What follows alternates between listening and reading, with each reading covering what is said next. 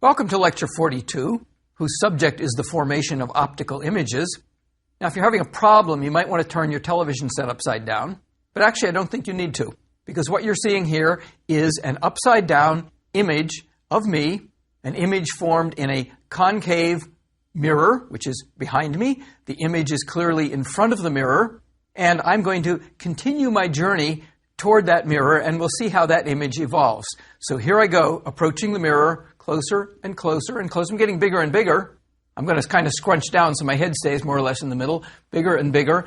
And now I go really wonker, and I re-emerge with my face behind the mirror, enlarged, and this time upright. What causes all those transitions among those different types of images as I took that journey toward this mirror? Let's take a look.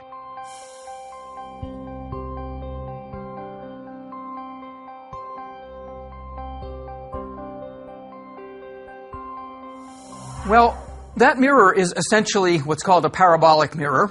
A parabola is the unusual shape that has the property that if rays of light come in parallel to the axis of the parabola, they all reflect in such a way that they end up at a single point or passing through a single point called the focal point. Most so-called parabolic mirrors are really spherical because, as we saw in Lecture 17, in an entirely different context involving potential energy curves, most shapes are approximated by parabolas near their apex. And so we can make a parabolic mirror, quote, by making part of a spherical surface. So that mirror we were working with was actually spherical, but it was very close to parabolic. So what a parabolic mirror does is focus rays that are coming in parallel to its axis and send them to this point called the focal point, marked F here. If we do the opposite and put a source of light at the focal point, then the light going out in all directions will bounce off the mirror and form parallel rays. That's how we make searchlight beams. We put a bright source of light at the focus of a curved parabolic mirror, and out comes a parallel beam of intense light. Let's look at how this parabolic mirror with these properties can form images. In general, one way to describe the formation of images is to draw just a couple of rays. Two lines determine a point, and so if we draw a couple of rays, we'll be able to establish where an image is. And we'll use some very particular rays here in the case of image formation with a concave mirror. I'm going to start with the object, which I will call O throughout my discussions of image formation, and the object is always going to be an arrow because it's simple and yet has an obvious directionality to it. So O on the left is the object. And the two rays I'm going to consider are a ray that's going in parallel to the mirror axis. We already know what that ray does. It goes right through the focus. And so there it goes, reflecting through the focus toward the eye. Another ray which we're going to consider is the one that goes through the focus before it hits the mirror. Now we know what happens to that one also. Since it went through the focus, it then hits the mirror going out parallel to the axis. And where those two rays meet determines the image of that point at the top of the arrow. And it's pretty easy to see that the bottoms of the arrows are going to stay on the axis, and so I can trace in what the image looks like. In this case, the image is small, it's inverted, and it is beyond the focal point, farther from the mirror than the focal point. That particular image is called a real image because if you look at what that eye sees, that eye is seeing light that is actually coming from the image. By the way, you might wonder about that point marked C. That's the center of curvature of a spherical mirror, and you can show that it's twice the focal distance from the mirror. So the distance from the mirror to F and the distance from F to C are the same. When I was in front of the concave mirror, I made an image that was also in front of the concave mirror, at least when I was pretty far away from it as I began my walk toward it. That was an inverted, real image, and the image was in front of the mirror. Let's look at some other possibilities. What if I come in closer? Well, if I come in closer, but still beyond the focal point, draw those same two rays, one bounces off the mirror, goes in parallel, bounces off through the focal point, the other goes through the focal point, bounces off parallel.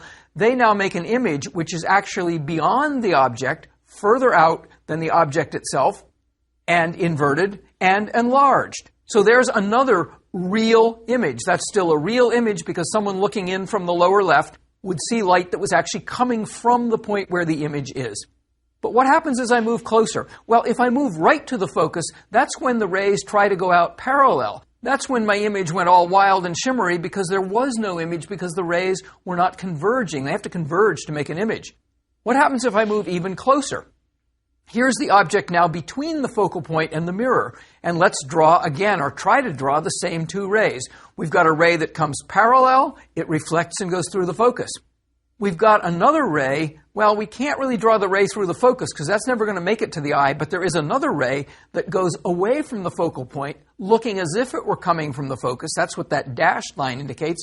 And it hits the mirror and bounces off parallel to the axis. And so what does the eye see? The eye sees two rays that are diverging, and they look like they're coming from a point behind the mirror. And the image is indeed behind the mirror, as you can see, and it's an upright image, and it's an enlarged image. And so after I moved through that special transition point, the focal distance from the mirror, my image reappeared, and it reappeared as an upright virtual image. It's virtual because no light is actually coming from the image, and the image is, in fact, behind the mirror. That's how we form images with concave mirrors. And if you look at that sequence again of my walking in toward the mirror, you will see my real image first, my inverted real image, and then I go all crazy, and then my image reappears, and it reappears as a upright, enlarged, virtual image.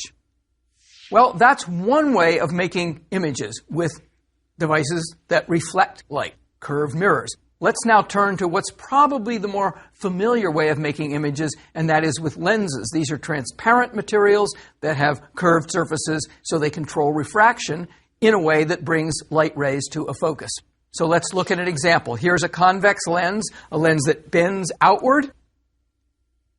What it does is it takes parallel rays and it bends them to a focal point. A lens, by the way, unlike a mirror, has two focal points. I could have sent rays in from the right and they would have converged on the left. And for simple kinds of lenses, those two focal distances are the same.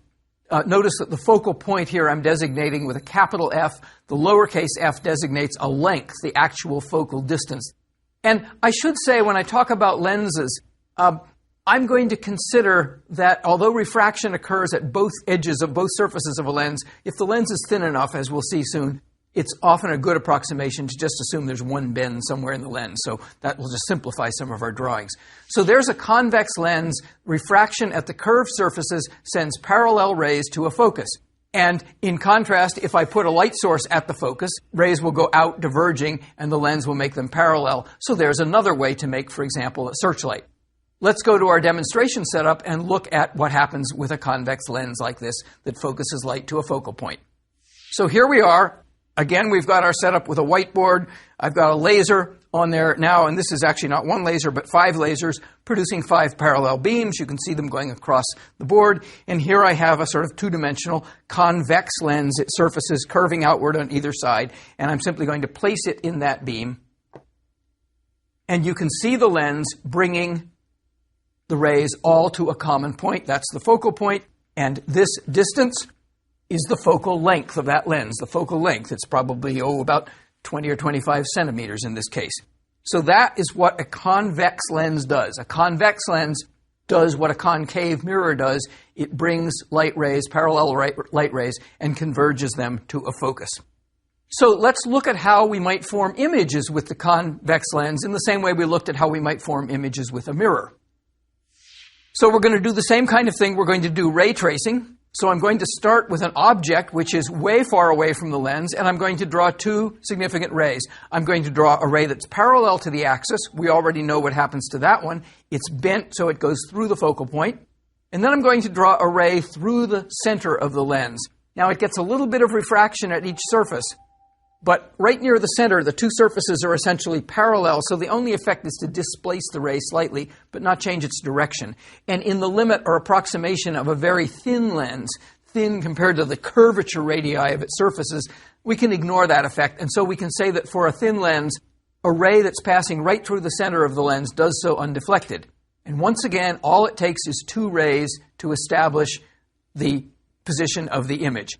So the object is on the left, it's upright, it's fairly high. We look at those two rays, we see where they meet again, and they meet to the right of the lens. The object was beyond twice the focal length. The meeting point is now between the focal point and 2 focal lengths, also the curvature radius. And you'll notice the image is inverted and it's smaller. And it is a real image. The reason it's a real image, again, is because that eye at the lower right, looking at that image, is actually seeing light that's coming from where the image is. So this is a real image. It's an inverted, reduced in size, real image. So that's one example of what happens when we trace the rays with this ray tracing approximation. So the ray parallel to the axis refracts to the focus. The ray through the lens center is undeflected. Let's look at another case using the same 2 rays. Here I've moved the object in, so it's between the focal length and 2 focal lengths. Same rays, I draw them the same way, but now look what happens. They converge much farther away. The image is farther from the lens now than the object was. It's larger than the object. It's still inverted, and if you were looking in from the lower right, I don't have room to draw the eye here, but if you were, you would see light rays that are actually coming from the image. So it's an inverted, enlarged, real image. So those 2 images are quite related. In one case, the image was reduced in size when the object was far from the lens. As the object came in nearer, the image became larger. If I had put the object right at twice the focal length, it turns out, the image would have formed right at twice the focal length, and it would have been the same size as the object. Well, let's look at one other case with lenses. Here's a situation in which I'm going to try to do the same thing. Now I've got an object that's closer to the lens than the focal length. I'm going to call the focal length f, as I said. I'm going to call the distance to the object s, and pretty soon we're going to derive a formula that handles all this. So look what's happening here. I draw the parallel ray, the one that's parallel to the axis. It is sent to the focus, as always. I can't draw the ray, well, I can draw the ray through the center, there it goes, but it's not going to converge on the right-hand side of the lens. Those 2 rays on the right-hand side of the lens are actually diverging.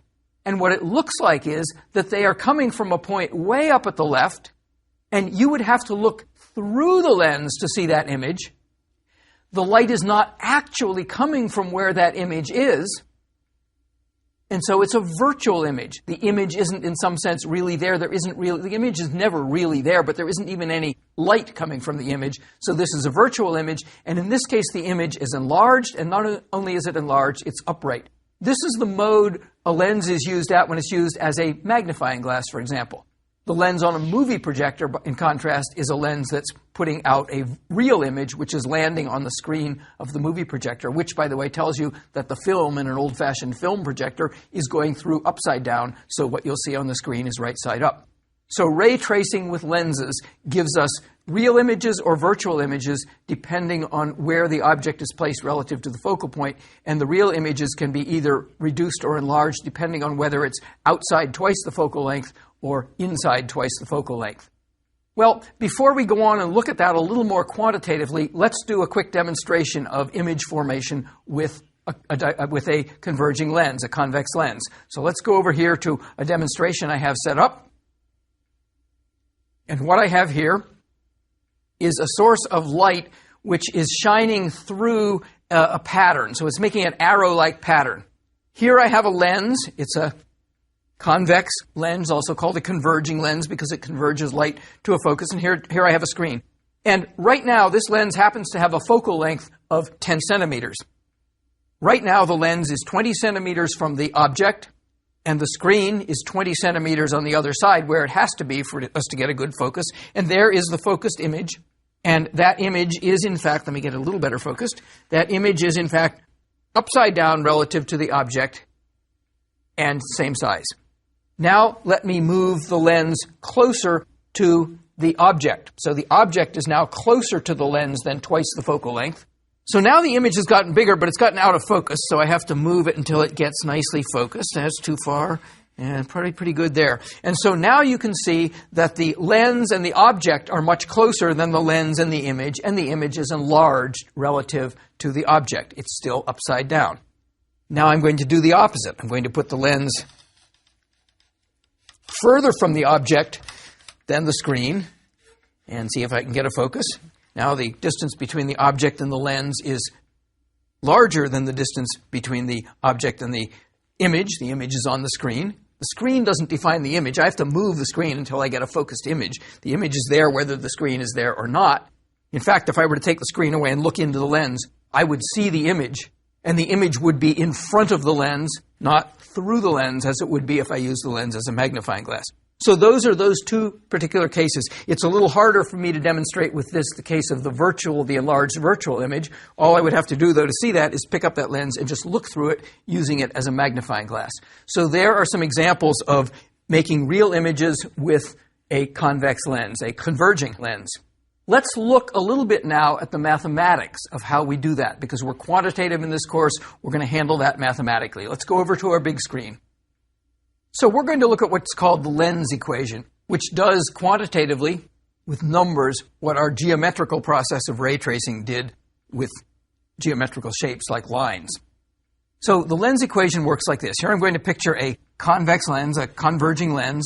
It's got a focal length f. It's got two focal points, one on either side. And I'm going to start with an object of height h, which is some distance beyond the focal point. And I'm going to designate the object distance by s, the distance between the lens and the object. And I'm going to draw those same two rays I've been talking about, one of which goes parallel to the lens axis and then is bent through the focal point. The other one of which, in the thin lens approximation, goes right through the center of the lens and reaches the first ray somewhere out here. And so that defines the image. Now, be careful with signs here. I'm designating the image height by h prime. If h prime is negative, then the image is inverted. If h prime is positive, the image is not inverted. And the actual length of that arrow is minus h prime. So that's what the sign is about. Notice this distance, too, is s prime. That's the distance to the image. That's the image distance. So I have the object distance, the image distance, the object height h, the image height minus h prime. That's a positive number, minus h prime. Here are a couple of shaded triangles.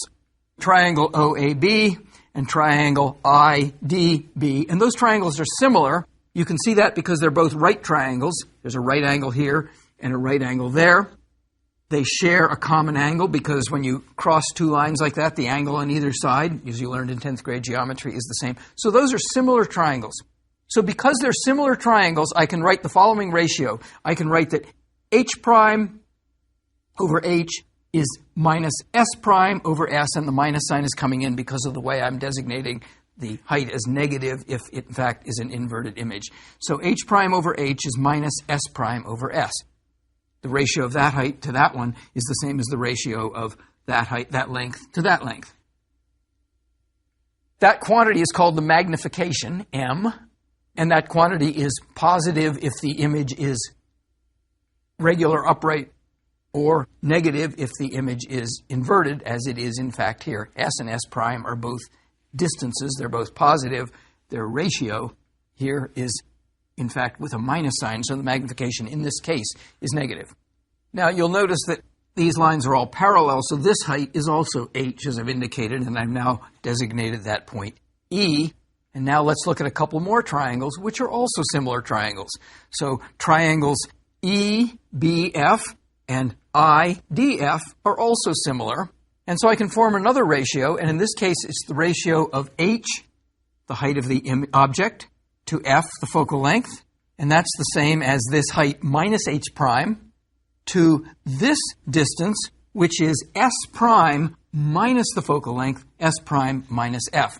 So now I've worked with two pairs of similar triangles, and let's keep going. So I've got those two results from the two pairs of similar triangles, and now I'm going to do a little algebra on them. That one I'm simply going to invert both sides, so the primes are on the bottom. This one I'm going to do a little bit more work on. I'm going to divide by the h prime and multiply up by the f. The minus sign stays up, and so I've got this relationship. I'm going to combine those two now because they're both expressions for h over h prime, so I can set the right-hand sides equal. So I have s over s prime is f over s prime minus f. So if we do some algebra on this, we end up with the result that 1 over s plus 1 over s prime becomes 1 over f, and that is called the lens equation. There are some interesting sign conventions here. If s prime is greater than 0, we have an inverted real image. It's on the opposite side of the lens from the object. That's the picture, what the picture shows. But this equation also covers the situation of a virtual image, in which case S prime is less than 0, telling me that the image is on the same side of the lens as the object, and it's an upright virtual image. So there's the lens equation, a powerful way of dealing, instead of ray tracing, with how we quantify what goes on with lenses. And I'd like to take a minute and work a really practical example of using the lens equation to do something important, namely correct human vision. So, vision correction. And here's a particular case. I've got a far-sighted eye that can't focus objects closer than about 80 centimeters. Now, a normal, fairly young human being can focus up to about 25 centimeters, a little less than a foot. But as you grow older, your lens becomes stiffer and it can't change shape, it can't adjust, and your so-called near point, the closest you can focus, moves on out. It may move all the way to infinity. So this is not a terribly far-sighted person, being able to focus out about 80 centimeters. So we want to specify a corrective lens for this person that will place the image of a 25 centimeter distant object at 80 centimeters, which will allow you to focus it. So you're trying to read your newspaper or your book and you can't read it because you can't focus that close. If you put it farther away, that doesn't help because then the print gets too small for you to see. So what we want to do is give you some lenses. This is what reading glasses are. This is what people like me who are farsighted have for corrective lenses. We want to make some lenses that will make it look like that thing is farther away. So that's what we're asked to do here. So here's kind of a picture. This is what a farsighted eye does. It focuses the light behind the retina at the back of the eye rather than in front of it. What we want to do is put another lens, not just there's a lens in the eye, there's also the cornea of the eye, which actually does most of the focusing, but this adjustable lens, this blue thing in here, is what allows you to adapt to different focal distances, and that's what you're no longer able to do as you grow older. So we want to put another lens in there. So what that other lens is going to do is take the object, which is here, 25 centimeters out and too close for you to focus, and we want to move that object to an image which is farther out, and then your eye will be able to focus that image. So how do we do that? Well, we use our lens equation that we just derived. 1 over the distance to the object plus 1 over the distance to the image is 1 over the focal length. And again, remember those sign conventions. If S prime, the image distance, is greater than 0, we have an inverted real image on the opposite side of the lens from the object. If S prime is less than 0, we have an upright virtual image, same side of the lens as the object. In this case, you can see that the object and image are on the same side of the lens, and these dotted lines indicate that light is not actually coming from the image. It's a virtual image. So we need an upright virtual image. So S prime is going to be minus 80.8 meters, minus 80 centimeters.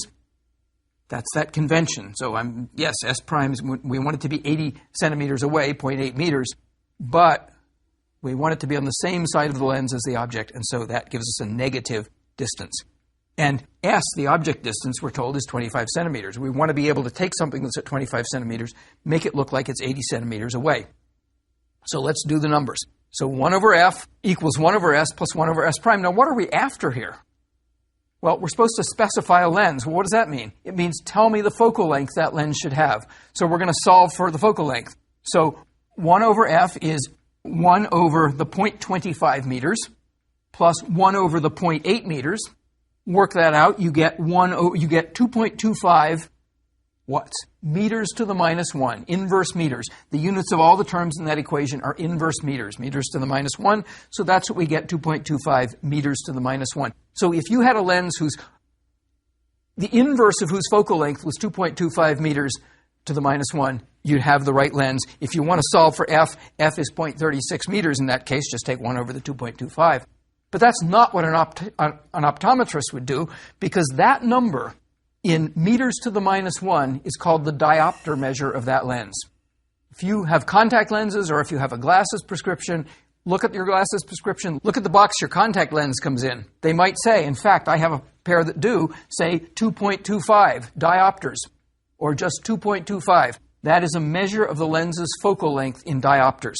So that lens, a 2.25 diopter lens, one whose inverse of focal length is 2.25 meters to the minus 1, would correct the vision for this particular individual.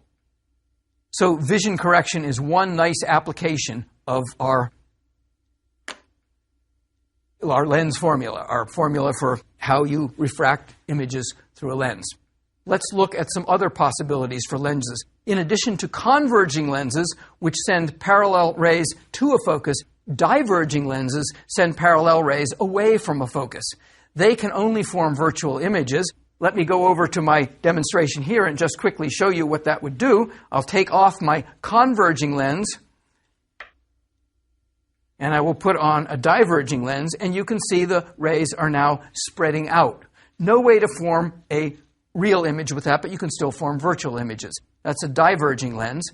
And diverging lenses, as this ray diagram suggests, will form virtual images on the same side of the lens as the object, and they tend to be reduced virtual images. Look at the eye looking through the lens. It sees that reduced image. The lens equation still works, but you have to consider that the focal length of a diverging lens, a convex lens, is negative, and you have negative image distances S prime because the image is on the same side of the lens as the object. And a diverging lens actually corrects nearsightedness because a nearsighted eye, the problem is that the focus by the natural eye, cornea, and lens is not far enough back to be on the retina, and so you can correct that by putting a diverging lens. And you might say, whoops, this doesn't look like a diverging lens. But it is a diverging lens because all that matters for a diverging lens is that it be thinner in the center than at the edges. It still can have that curvature at the front, that positive curvature, if the inner surface is more sharply curved. So there is a convex or diverging lens used to correct vision. And if you are nearsighted and you have contact lenses and you have the same strength of contact lenses as mine, but you're nearsighted, they're going to say minus 2.25 diopters because the focal length in the lens equation with a diverging lens is negative. So this equation works with all possibilities if you're careful to obey those different sign corrections. So we can do a lot with the lens equation. We can prescribe eyeglasses, we could make telescopes, we could make microscopes, we can do all kinds of things because this equation basically describes the processes we used when we drew those ray diagrams. Okay, well, let's wrap up and then I'm going to give you a little bit of a challenge. So here we are. Summarizing lecture 42, we have curved mirrors, and they can produce images by reflection. Lenses produce images by refraction. And there are two types of images, either produced by mirrors or by lenses. They are real images where light is actually coming from the image, virtual images where light only appears to be coming from the image. There's no light really there, but it looks like it's coming from the image. We can determine image location, size, and orientation by ray tracing with either mirrors or lenses, or we can do it with the lens, mirror, or mirror equation. By the way, I didn't mention, but that equation works for mirrors also. Again, if you look at the correct sign conventions for it. And one application we've studied is vision correction. So a quick introduction to lens and mirror image formation. Well, we could stop there, but if you're interested, here's a challenge for you. The challenge is essentially the same as the example I worked, except in this case we have a nearsighted eye, and it can't focus on anything more distant than 80 centimeters. Nearsightedness is the opposite of farsightedness. Prescribe a lens for this person that will correct the vision by imaging something that's infinitely distant, something they can't put into focus, to 80 centimeters. If you image something infinitely distant to 80 centimeters from the eye, then anything closer than infinity will be closer than 80 centimeters, and the eye will be able to focus. So this lens is going to take everything from 80 centimeters on out to infinity and move it back to between your eye and 80 centimeters. So here's the solution. This is going to require, as I indicated, a diverging lens with a negative focal length. Here, S is the object distance. That's infinity. We want to focus on something very, very, very far away. So 1 over F is 1 over S. But S is infinity, 1 over infinity is 0. What's S prime? S prime is the distance to the image. We want that to be 0.8 meters, 80 centimeters, but that's negative because we're talking about a virtual image on the same side of the lens as the object, so that comes out minus 1 over minus 0.8 meters, or minus 1 over 0.8 meters, and that's 1.25 meters to the minus 1. We don't need to invert that to get the focal lengths because that is the lens prescription in diopters.